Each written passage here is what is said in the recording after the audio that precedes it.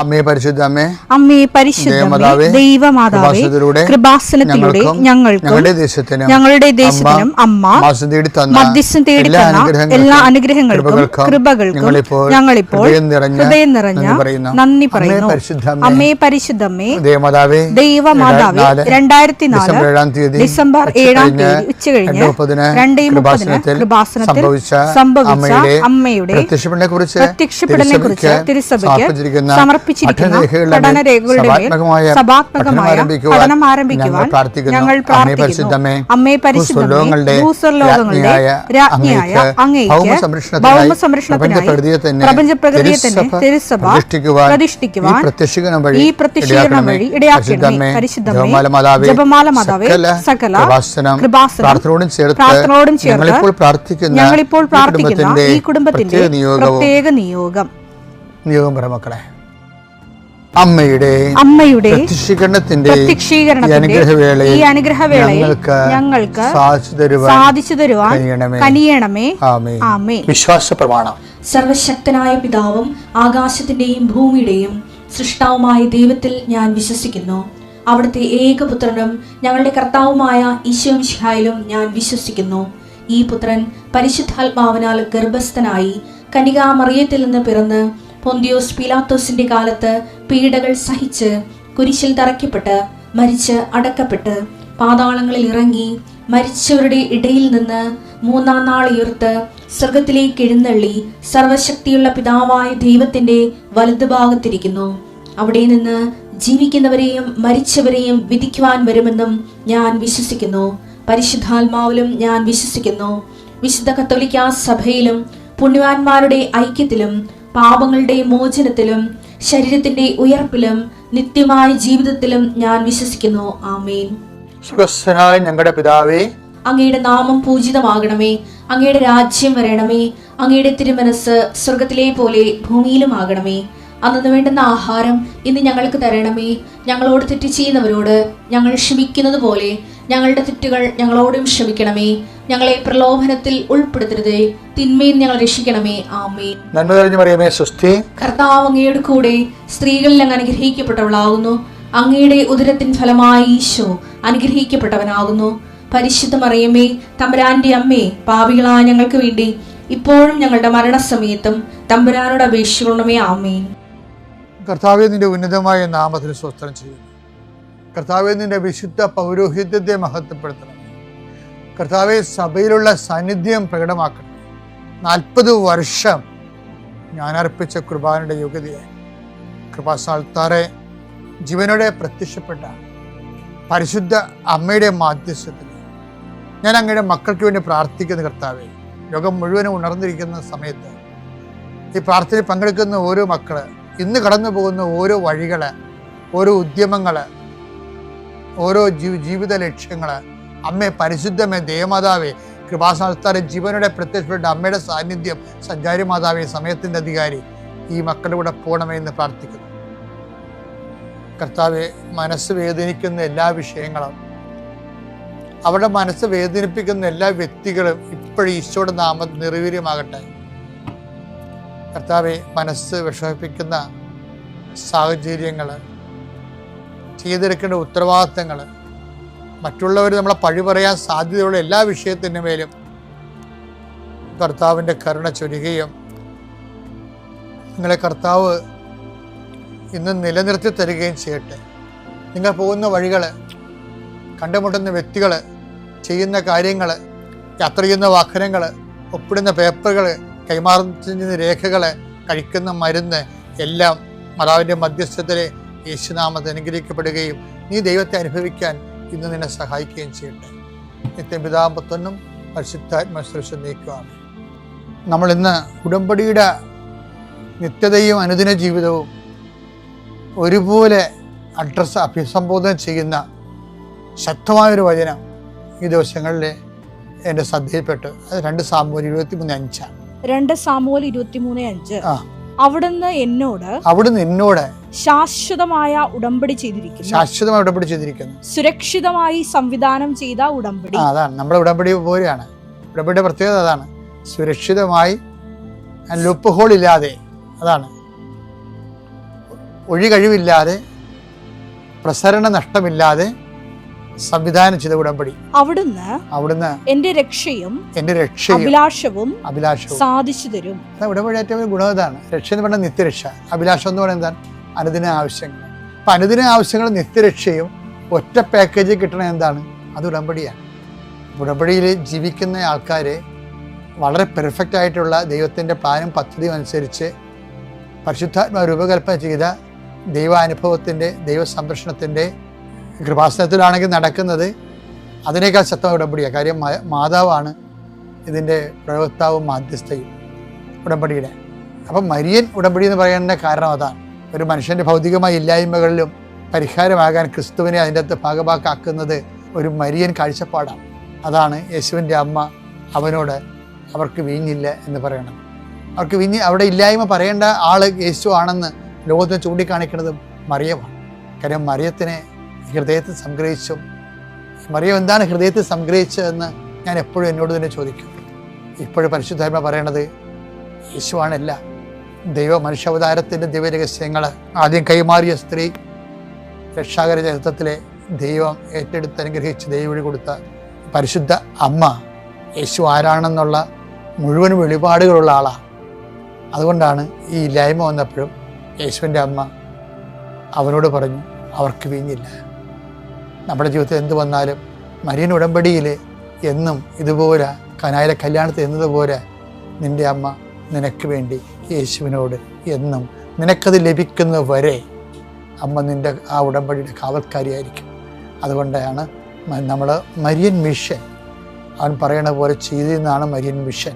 ആ മരിയൻ മിഷനിലാണ് നമ്മൾ നിൽക്കുന്നത്. അർത്ഥവത്തായിട്ടും ഊർജ്ജസ്വരമായിട്ടും ചെയ്യാൻ ദൈവം നമ്മൾ അനുഗ്രഹിക്കട്ടെ. എൻ്റെ പേര് ഷിംന. ഞാൻ വരുന്നത് ആലപ്പുഴയിലെ അർത്തുങ്കൽ എന്ന സ്ഥലത്ത് നിന്നിട്ടാണ്. ഞാൻ ആദ്യമായിട്ട് ഇവിടെ വന്ന് ഉടമ്പടി എടുക്കുന്നത് ഓഗസ്റ്റ് 2, 2024 ഞാനിവിടെ വന്ന് ഉടമ്പടി എടുത്ത് സാക്ഷ്യം പറയാമെന്ന് പറഞ്ഞതിൻ്റെ ഫലമായിട്ട് അമ്മ മാതാവ് എനിക്ക് തന്ന അനുഗ്രഹങ്ങളാണ് ഞാൻ ആദ്യമായി പങ്കുവെക്കാൻ ആഗ്രഹിക്കുന്നത്.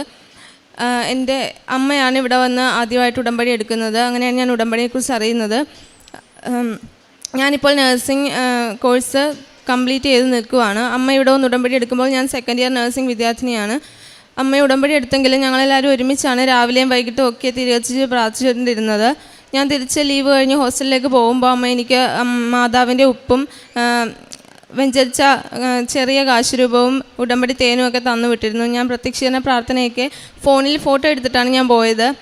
എനിക്കെന്ന് പറയുമ്പോൾ ഭയങ്കരമായിട്ട് പേടിയുള്ള ഒരാളാണ്.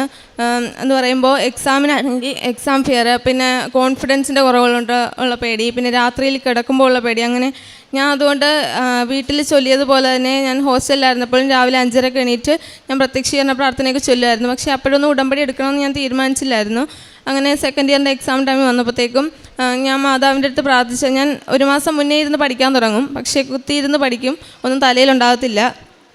എല്ലാം കാണാതെ പഠിക്കുന്നൊരു ശീലമായിരുന്നു. അപ്പോൾ എൻ്റെ അടുത്ത് എല്ലാവരും പറയും മനസ്സിലാക്കി പഠിച്ചാലേ തലയിരിക്കത്തുള്ളൂ എന്ന് എല്ലാവരും പറയുമായിരുന്നു. പക്ഷേ ഞാൻ എത്ര പഠിച്ചാലും ഞാൻ പരീക്ഷയ്ക്ക് എഴുതുമ്പോൾ ഒന്നും ഉണ്ടാകത്തില്ല പേപ്പറിൽ. അതുകൊണ്ട് ഞാൻ മാതാവിൻ്റെ അടുത്ത് പറഞ്ഞു 38 മാർക്കാണ് ഞങ്ങൾക്ക് പാസ് മാർക്ക്. അപ്പോൾ അത് എനിക്ക് 38 മാർക്ക് മതി, കൂടുതലൊന്നും വേണ്ട. ഞാൻ മാതാവിൻ്റെ അടുത്ത് പറഞ്ഞായിരുന്നു എനിക്ക് രണ്ടാമതൊന്നുകൂടെ എക്സാം എഴുതാനുള്ള സാമ്പത്തികം ഉണ്ടാകത്തില്ല എന്ന് പറഞ്ഞു. ഇതേ 38 മാർക്കാണ് ഫസ്റ്റ് ഇയറിൽ സീനിയേഴ്സ് എൻ്റെ അടുത്ത് പറഞ്ഞപ്പോൾ ഞാൻ എൻ്റെ മനസ്സിൽ വിചാരിച്ചു അത്രയും മാർക്ക് മേടിച്ചാൽ മതിയല്ലോ, അപ്പോൾ അത് കിട്ടാവുന്നേ ഉള്ളെന്ന് ഞാൻ പറഞ്ഞിരുന്നു.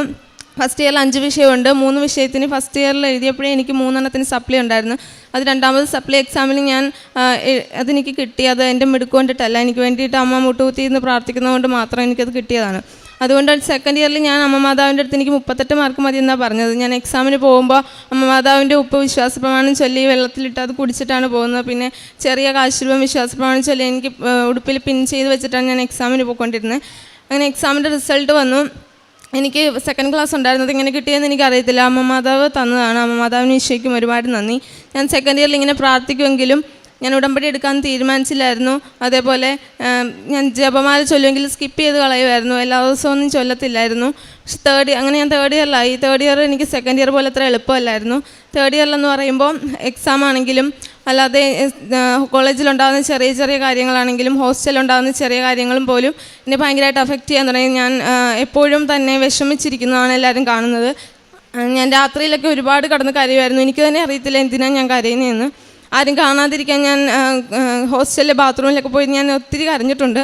എനിക്കറിയത്തില്ല ഞാൻ എന്തിനാണ് അപ്പോൾ കരയുന്നതെന്ന്.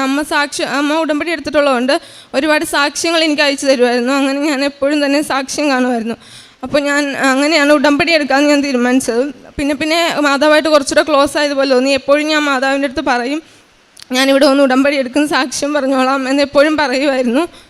അങ്ങനെയാണ് എൻ്റെ തേർഡ് ഇയറിൻ്റെ എക്സാമിൻ്റെ വന്നപ്പോൾ അതേപോലെ നേരത്തെ തൊട്ടേ ഞാനിരുന്ന് പഠിക്കാൻ തുടങ്ങി. തവണ ഞാൻ പ്രാർത്ഥിച്ചപ്പോൾ മാതാവിൻ്റെ അടുത്ത് പറഞ്ഞു, എനിക്ക് വേണ്ടി മാത്രമല്ല എൻ്റെ കൂടെ എക്സാം എഴുതുന്ന എല്ലാവർക്കും റിസൾട്ട് വരുമ്പോൾ സന്തോഷമുള്ളൊരു റിസൾട്ട് ആയിരിക്കണം തരുന്നതെന്ന് ഞാൻ പറഞ്ഞിരുന്നു. എന്നിട്ട് എക്സാമിൻ്റെ ഡേറ്റായി. ഞങ്ങൾക്ക് തേർഡ് ഇയറിൽ ഒരു മെൻ്റൽ ഹെൽത്ത് എന്ന് പറഞ്ഞിട്ടൊരു സബ്ജക്റ്റ് ഉണ്ട്. ഞാൻ കൂടുതൽ നേരം അതായിരുന്നു ഇന്ന് പഠിച്ചുകൊണ്ടിരുന്നത്.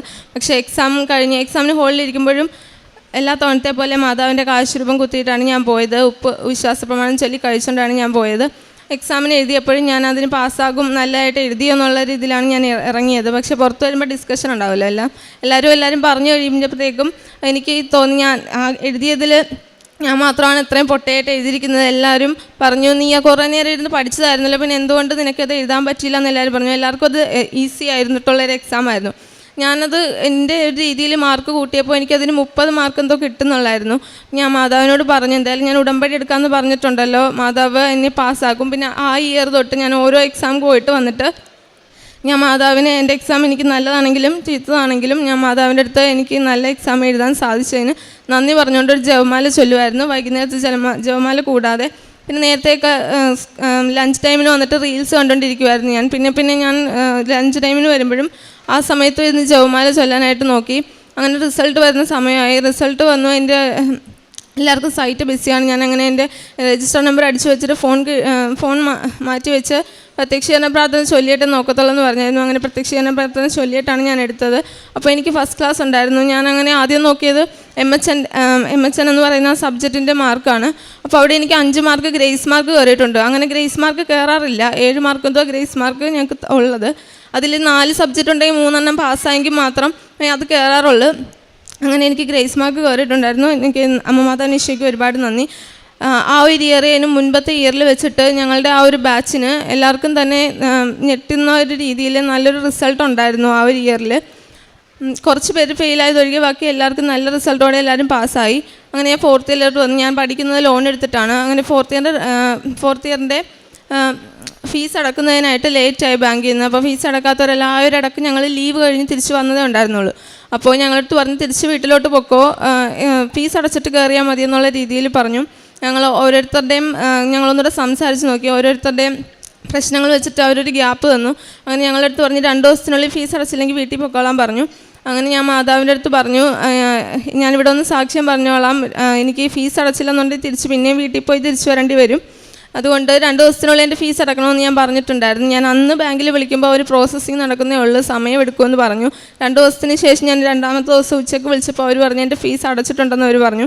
അമ്മ മാതാവിന് ഈശോയ്ക്ക് ഒരുപാട് നന്ദി. പിന്നെയെന്ന് പറയുമ്പോൾ എനിക്ക് മന്ത്ലി ഉള്ള എൻ്റെ പീരീഡ്സ് ഇറഗുലർ ആയിരുന്നു. അതെന്ന് പറയുമ്പോൾ 1 മാസം വന്ന് പിന്നെ 20 ദിവസം അല്ലെങ്കിൽ അടുത്ത ദിവസം വരത്തില്ല, അങ്ങനെ അത്ര ലേറ്റായിട്ടാണ് വന്നത്. ആദ്യം ഞാനതിന് ഇമ്പോർട്ടൻസ് കൊടുത്തിട്ടില്ലായിരുന്നില്ല. പക്ഷെ നമ്മൾ പഠിക്കുന്ന ഒരു കാര്യമായതുകൊണ്ട് നമുക്ക് അതിൻ്റെ ഇമ്പോർട്ടൻസ് മനസ്സിലായപ്പോഴും ഒരു ചെറിയ പേടി വന്നു. അങ്ങനെ ഞാൻ മാതാവിൻ്റെ അടുത്ത് പറഞ്ഞു, നേരത്തെ തൊട്ടേ ഹീമോഗ്ലോബിനൊക്കെ എനിക്ക് കുറവുള്ള ഒരാളാണ്, അനീമിക്കാണ് ഞാൻ ഭയങ്കര.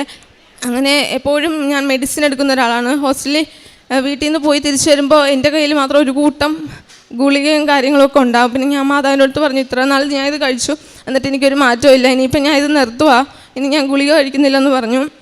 ഡേറ്റിന് മുന്നേയുള്ള ദിവസങ്ങളിൽ ഞാൻ അമ്മ മാതാവിൻ്റെ ഉപ്പിട്ട് വിശ്വാസ പ്രമാണം ചൊല്ലി വെള്ളം കുടിക്കുമായിരുന്നു. ആ ഒരു മന്ത് തൊട്ട് ഇന്ന് വരെ എനിക്കത് നോർമലായിട്ടാണ്. അതായത് ആ ഒരു കറക്റ്റ് ഡേറ്റിന് അല്ലെങ്കിൽ ഒരു ദിവസം മുന്നേ അല്ലെങ്കിൽ ഒരു ദിവസം കഴിഞ്ഞ് കറക്റ്റ് നോർമലായിട്ടാണ് അത് എനിക്ക് കിട്ടുന്നത്. അമ്മ മാതാവിന് ഈശോയ്ക്ക് ഒരുപാട് നന്ദി. പിന്നെ എന്ന് പറയുമ്പോൾ ഞങ്ങൾക്ക് പ്രാക്ടിക്കൽ ബേസ് ഭയങ്കര കുറവാണ്. 4th ഇയറിൽ ഞങ്ങൾക്ക് ഗൈനക്കിൻ്റെ ഒരു പോസ്റ്റിംഗാണ് ഞങ്ങൾക്ക് കിട്ടിയിട്ടുണ്ടായിരുന്നത്. അത് കുറച്ച് പേരായിട്ട് ദൂര സ്ഥലങ്ങളിലാണ് കേട്ടോ. ഞാൻ പഠിച്ചത് ബാംഗ്ലൂരാണ്. അപ്പോൾ അവിടെ ഞങ്ങൾക്ക് കിട്ടിയത് ഒരു ഗവൺമെൻറ്റിൻ്റെ കീഴിലുള്ള അങ്ങനെ ഒരു ഗൈനക്കിൻ്റെ സെൻറ്ററിലാണ് എനിക്ക് പോസ്റ്റിംഗ് കിട്ടിയത്. ഞങ്ങൾക്കെന്ന് പറയുമ്പോൾ അവിടെ ഒരു ഹെഡ് നേഴ്സാണുള്ളത്. ഒരു ഡോക്ടറോ ഉള്ള ദിവസങ്ങളിൽ മാത്രമേ അവർ ഡെലിവറി അറ്റൻഡ് ചെയ്യാറുള്ളൂ. ഞങ്ങൾ പഠിക്കുന്ന കുട്ടികളായതുകൊണ്ട് ഞങ്ങൾക്ക് ഡെലിവറി കാണുന്നത് അത്യാവശ്യമാണ്. അങ്ങനെ ഞങ്ങൾക്ക് 4ാമത്തെ 3ാമത്തെ ദിവസമായി. അപ്പോൾ അവിടെ ആകെ ഒരു ഹെഡ് നേഴ്സും അവരെ അസിസ്റ്റ് ചെയ്യാൻ 2 ചേച്ചിമാരുമാണ് ഉള്ളത്. ഇവിടെ കാണുന്ന തൊട്ട് സ്റ്റെറൈൽ അങ്ങനെ കാര്യങ്ങളൊന്നുമില്ല. ലേബർ റൂം എന്ന് പറയുമ്പോൾ എല്ലാവരും കയറി ഇറങ്ങുന്ന ഒരു ഇതാണ് ഞാനവിടെ കണ്ടത്. അപ്പോൾ അവിടെ ഒരു 4ാമത്തെ ദിവസമായപ്പോൾ ഒരു പേഷ്യൻ്റ് വന്നു. അവരുടെ ലാംഗ്വേജ് ഹിന്ദിയാണ്. പുള്ളിക്കാരത്തിക്ക് പെയിൻ ഉണ്ടായിരുന്നു. പക്ഷേ ഹെഡ് നേഴ്സ് നോക്കിയിട്ട് ഡയലറ്റേഷൻ കുറവായതുകൊണ്ട് അവരവിടെ കിടത്തിയിട്ട് പോയി. ഞങ്ങളോടും അവിടെ നിൽക്കണ്ടെന്ന് പറഞ്ഞു. അവിടെ അവരൊന്നും പ്രിപ്പയർ ചെയ്തിട്ടുണ്ടായിരുന്നില്ല. ഞങ്ങൾക്ക് ഡെലിവറി കാണേണ്ട അത്യാവശ്യം ആയതുകൊണ്ട് ഞങ്ങൾ ഇടയ്ക്കിടയ്ക്ക് വന്നവരെ ശ്രദ്ധിക്കുമായിരുന്നു. അങ്ങനെ നോക്കിയപ്പോൾ അവർക്ക് നല്ല പെയിൻ ഉണ്ടായിരുന്നു.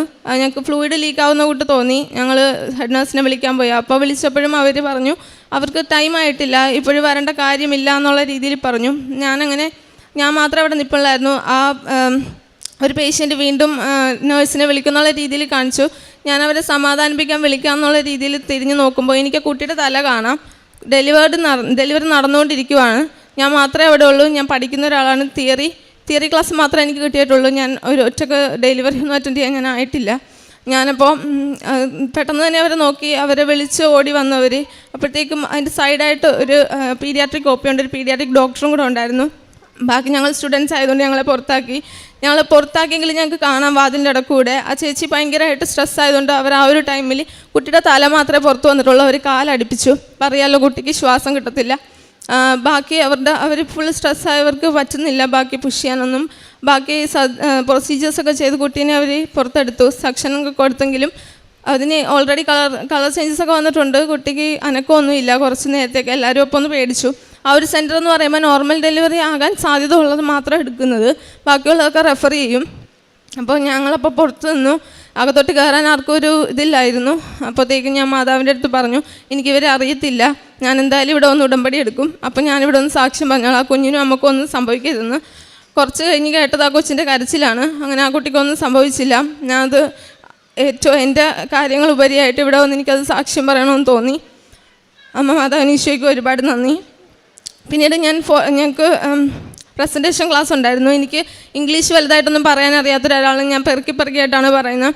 ഇംഗ്ലീഷ് മീഡിയത്തിൽ പഠിച്ച ഒരാളായിട്ടും എനിക്ക് ലാംഗ്വേജ് എത്രയും പോരായിരുന്നു. ഞാൻ മാതാവിൻ്റെ അടുത്ത് പ്രാർത്ഥിച്ചു, മറ്റുള്ളവരുടെ മുമ്പിൽ നാണം കെടാതെ എനിക്കൊരു ഫ്ലോയിൽ എനിക്ക് ഇംഗ്ലീഷ് എടുക്കാൻ സാധിക്കണം. 4th ഇയറിലെന്ന് പറയുമ്പോൾ ജൂനിയേഴ്സിനും എടുത്ത് കൊടുക്കേണ്ടതാണ്. ഞാനെന്ന് പറയുമ്പോൾ അടുത്തുനിന്ന് ഒരാളുടെ അടുത്ത് പറഞ്ഞു കഴിഞ്ഞാൽ രണ്ടാമത് അവർ എൻ്റെ അടുത്ത് ചോദിക്കുമ്പോഴേ ഞാൻ വീണ്ടും പറയുമ്പോഴേ അവർ കേൾക്കത്തുള്ളൂ. അത്രയും പതുക്കെ ഞാൻ പറയുന്നത്. അത്രയും കോൺഫിഡൻസ് കുറവുള്ള ഒരാളാണ് ഞാൻ. അപ്പോൾ അങ്ങനെ ഞാൻ മാതാവിൻ്റെ അടുത്ത് പറഞ്ഞു, ഉപ്പിട്ട് പ്രാർത്ഥിച്ചുകൊണ്ടാണ് ഞാൻ പോയത്. അങ്ങനെ പ്രസൻറ്റേഷൻ എനിക്ക് നന്നായിട്ട് എടുക്കാൻ സാധിച്ചു. ഒരു 120 പിള്ളേരുള്ള ക്ലാസ്സിൽ എനിക്ക് അവർ മീഡിയത്തിൽ കേൾക്കത്തക്ക വിധത്തിൽ നന്നായിട്ട് ഫ്ലോയ്ക്ക് ഇംഗ്ലീഷ് പറഞ്ഞ് എനിക്ക് ക്ലാസ് എടുക്കാൻ സാധിച്ചു. അമ്മ മാതാവിന് ഈശോയ്ക്ക് ഒരുപാട് നന്ദി. ഞാൻ അതിനുശേഷം ഞങ്ങൾക്ക് 4th ഇയറിൻ്റെ എക്സാമിന് മുന്നേ ആയിട്ട് ഇവിടെ വന്നു. ഓഗസ്റ്റ് 2-ാം തീയതി ഞാനിവിടെ വന്ന് ഉടമ്പടി എടുത്തു. അതിന് ഞങ്ങൾക്ക് പ്രാക്ടിക്കൽ കുറവായതുകൊണ്ട് ഞാൻ മാതാവിൻ്റെ അടുത്ത് പറഞ്ഞു, വീടിനടുത്തൊരു ഹോസ്പിറ്റലാണ്. ഞാൻ അവിടെ നിന്ന് ചോദിക്കുമ്പോൾ എനിക്കവർ ഒരു പ്രാക്ടീസ് തരാനായിട്ട് സമ്മതിക്കണം. അങ്ങനെ എല്ലാ ഹോസ്പിറ്റലിൽ സമ്മതിക്കത്തില്ല. ഞാൻ മാതാവിൻ്റെ അടുത്ത് പറഞ്ഞിട്ടാണ് ഇവിടെ നിന്ന് പോയത്. ഞാൻ ചെന്ന് ചോദിച്ചപ്പോൾ അവർ 2 മാസത്തേക്ക് എനിക്ക് അവിടെ പ്രാക്ടീസ് ചെയ്യാനായിട്ടൊരു സമയം ഒരുക്കി തന്നു. അതിനുശേഷം ഞാൻ 4th ഇയറിൻ്റെ എക്സാമായി.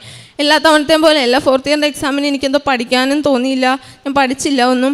ഞാൻ മാതാവിൻ്റെ അടുത്ത് ബാക്കി പള്ളിയിൽ പോകുന്നുണ്ട്, ഞാൻ ബൈബിൾ വായിക്കുന്നുണ്ട്, കറക്റ്റായിട്ട് പത്രമൊക്കെ ഇവിടെ ഒന്ന് വാങ്ങിച്ച് വിതരണം ചെയ്യുന്നുണ്ട്. പക്ഷേ ഞാൻ ഒന്നും പ്രാർത്ഥിക്കുന്നൊക്കെ ഉണ്ട്. പക്ഷേ ഞാനൊന്നും പഠിച്ചില്ല ഇത്തവണ. എനിക്ക് പഠിക്കാനായിട്ട് തോന്നുന്നേയില്ല. എല്ലാ പ്രാവശ്യവും എക്സാമിന് 1 മാസം മുന്നേ കുത്തിയിരുന്ന് പഠിക്കുന്ന ഞാൻ ഒന്നും പഠിക്കാനായിട്ട് എനിക്ക് തോന്നിയില്ല. ഞാൻ അങ്ങനെ 4th ഇയറിൻ്റെ എക്സാമിന് 10 ദിവസം മുന്നേ ഹോസ്റ്റലിൽ വന്നു. എന്നിട്ട് ഞാനൊന്നും പഠിച്ചിട്ടില്ല. ഞാൻ മാതാവിൻ്റെ അടുത്ത് പറഞ്ഞു, നീയാണ് എന്നെ പഠിപ്പിച്ചത്, നീയാണ് എന്നെ കൈപിടിച്ച് പരീക്ഷ എഴുതുന്നത്, നീയാണ് എനിക്ക് എൻ്റെ റിസൾട്ട് നോക്കുന്നത്, അതുകൊണ്ട് എന്നെ പാസ്സായിക്കൊള്ളാം, ഞാനിവിടെ ആരുമല്ല എന്ന് ഞാൻ പറഞ്ഞിട്ടുണ്ടായിരുന്നു മാതാവിൻ്റെ അടുത്ത്.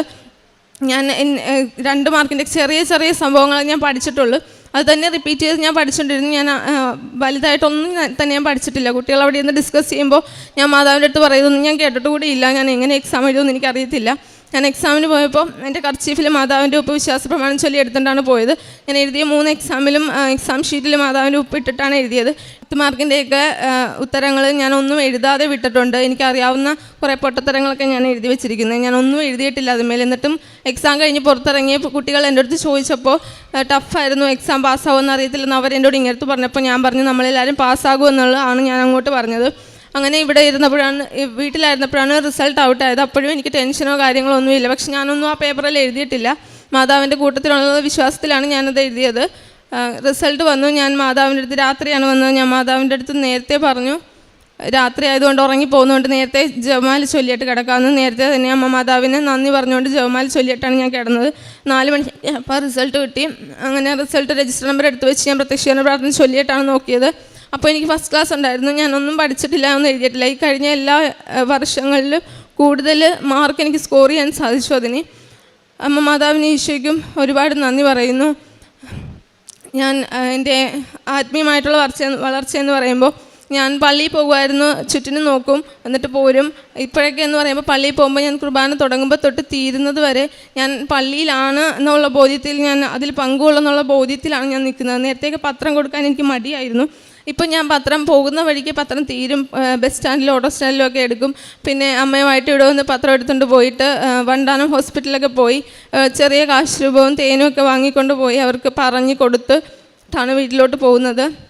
കാരുണ്യപ്രവൃത്തി എന്ന് പറയാൻ, ഞാൻ ട്രെയിനിൽ പോകുമ്പോൾ എനിക്ക് എടുക്കുന്ന പൊതിച്ചോറിൻ്റെ കൂട്ടത്തിൽ ഞാൻ എക്സ്ട്രാ എടുക്കും. ഓരോ സ്റ്റേഷനിൽ നിർത്തുമ്പോൾ എനിക്ക് കൊടുക്കാൻ പറ്റുന്ന സ്റ്റേഷനിലൊക്കെ ആണെങ്കിൽ ഞാൻ കൊടുക്കും. പിന്നെ എൻ്റെ അടുത്ത് കൈ നീട്ടുന്നവരുടെ അടുത്ത് എനിക്ക് ഫുഡ് കഴിക്കാൻ വേണ്ടി തന്നിട്ടുള്ള പൈസ ആണെങ്കിൽ കൂടി ഞാനത് അവർക്ക് എടുത്ത് കൊടുക്കും. അമ്മ മാതാവിന് ഈശോയ്ക്കും ഇത്രയും അനുഗ്രഹങ്ങൾ തന്നതിന് ഒരുപാട് നന്ദി പറയുന്നു. യെശയ്യാ പ്രവാചകൻ്റെ പുസ്തകം 30-ാം അധ്യായം 21 മുതലുള്ള തിരുവചനങ്ങളിൽ, കർത്താവ് നിനക്ക് കഷ്ടതയുടെ അപ്പവും ക്ലേശത്തിൻ്റെ ജലവും തന്നാലും നിൻ്റെ നയനങ്ങൾ നിൻ്റെ ഗുരുവിനെ ദർശിക്കും, നിൻ്റെ ഗുരു നിന്നിൽ നിന്ന് മറഞ്ഞിരിക്കുകയില്ല, നിൻ്റെ നയനങ്ങൾ നിൻ്റെ ഗുരുവിനെ ദർശിക്കും. നീ വലത്തോട്ടോ ഇടത്തോട്ടോ തിരിയുമ്പോൾ നിൻ്റെ കാതുകൾ പിന്നിൽ നിന്ന് ഒരു സ്വരം ശ്രവിക്കും, ഇതാണ് വഴി, ഇതിലേ പോവുക. ഷിംന ക്രിസ്റ്റി വളരെ സന്തോഷത്തോടെ തൻ്റെ അനുഭവ സാക്ഷ്യം പങ്കുവയ്ക്കുകയാണ്. താൻ നേഴ്സിംഗ് പഠിച്ചിറങ്ങിയ ഒരു മകളാണ്. തൻ്റെ 4 വർഷത്തെ നേഴ്സിംഗ് പഠനം അത് തനിക്ക് എങ്ങനെയായിരുന്നു എന്നും, തനിക്ക് സപ്ലി അധികമില്ലായിരുന്നു, സെക്കൻഡ് ഇയറിലേക്ക് മാത്രമേ സപ്ലി ആണോ ഫസ്റ്റ് ഇയറിൽ മാത്രമാണ് സപ്ലി ഉണ്ടായിരുന്നത്.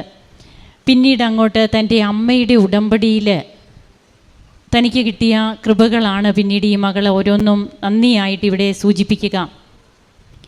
അങ്ങനെ തൻ്റെ ജീവിതത്തിൽ തനിക്ക് ഇംഗ്ലീഷ് മീഡിയത്തിൽ പഠിച്ച മകളാണ്, എന്നിരുന്നാലും തനിക്ക് ഇംഗ്ലീഷിനൊക്കെ ഒത്തിരിയേറെ അത് മറ്റുള്ളവരോട് സംസാരിക്കുവാൻ അങ്ങനെ ഫ്ലൂവൻസി ഇതൊന്നും തനിക്കില്ലായിരുന്നു. എങ്കിലും തനിക്ക് തൻ്റെ അമ്മയുടെ ഉടമ്പടിയിലൂടെ അമ്മ തനിക്ക് അയച്ചു തരുന്ന സാക്ഷ്യങ്ങൾ അത് താൻ കേൾക്കുമായിരുന്നു, സാക്ഷ്യങ്ങൾ നിരന്തരം കേട്ടുകൊണ്ടിരിക്കും.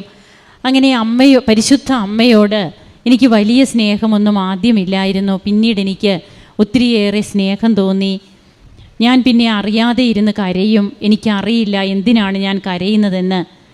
അങ്ങനെ തൻ്റെ ജീവിതത്തെ കുറേശ്ശെ മാറ്റിക്കൊണ്ടുവന്ന അമ്മയെ പിന്നെ ഈ മകളെ വിട്ട് മാറുന്നില്ല.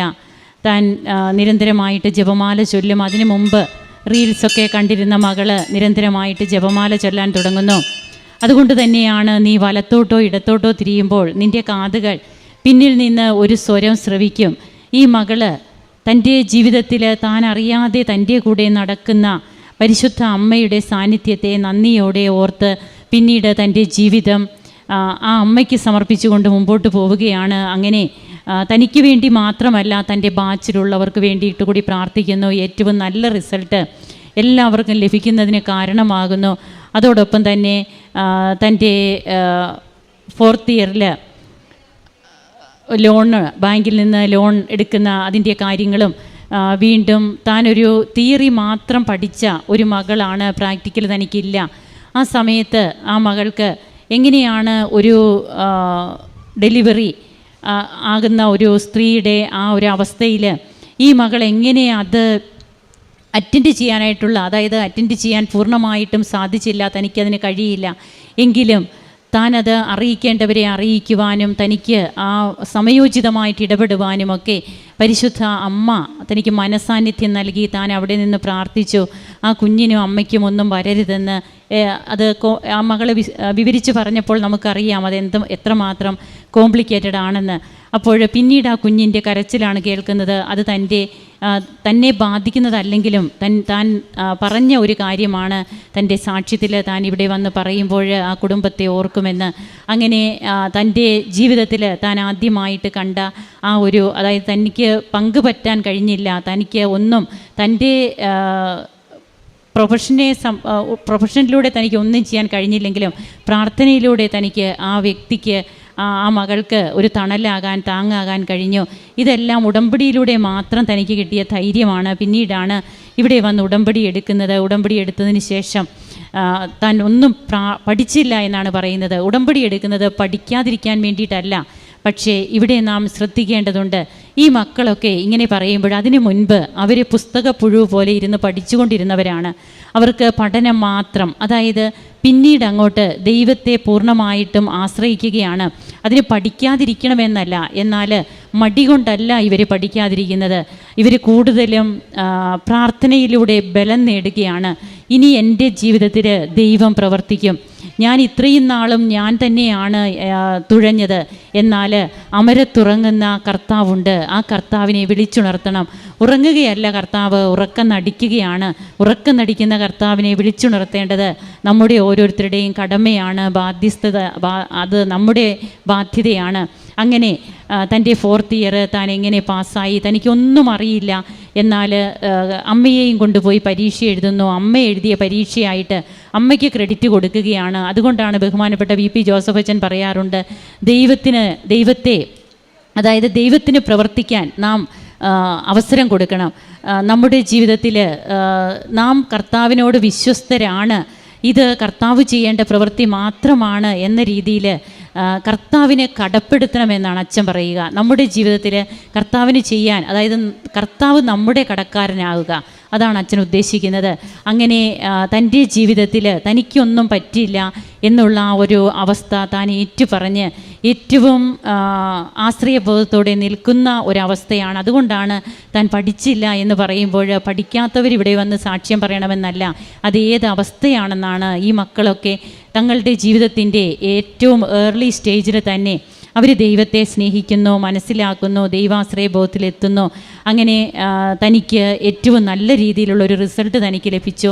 തൻ്റെ രോഗസൗഖ്യ അനുഭവങ്ങളൊക്കെ പറയുന്നുണ്ട്. ഏറ്റവും നല്ല രീതിയിൽ തൻ്റെ ഉടമ്പടി ജീവിക്കാനും ഉടമ്പടിയിലൂടെ ഇന്ന് പ്രേക്ഷിത പ്രവർത്തനവും കാരുണ്യ പ്രവർത്തനവും ഒക്കെ ആയിട്ട് എങ്ങനെയാണ് ഈശോയ്ക്കും അമ്മയ്ക്കും സാക്ഷ്യം വഹിക്കാൻ കഴിയുന്നത്. നമുക്ക് സന്തോഷിക്കാം. ഈ മക്കളൊക്കെ, അതായത് ഇന്നത്തെ യുവതലമുറ ഉടമ്പടിയിലൂടെ കൃപാസനത്തിലൂടെ വന്ന് പരിശുദ്ധ അമ്മയ്ക്കും ഈശോയ്ക്കും സാക്ഷ്യം വഹിക്കുന്നതിന് നമുക്ക് ഇന്നത്തെ യുവതലമുറയെ സമർപ്പിച്ച് യുവാവായ ഈശോയ്ക്ക് നമുക്ക് നന്ദി പറയാം. കരങ്ങളടിച്ച് നമുക്ക് ദൈവത്തെ മഹത്വപ്പെടുത്താം.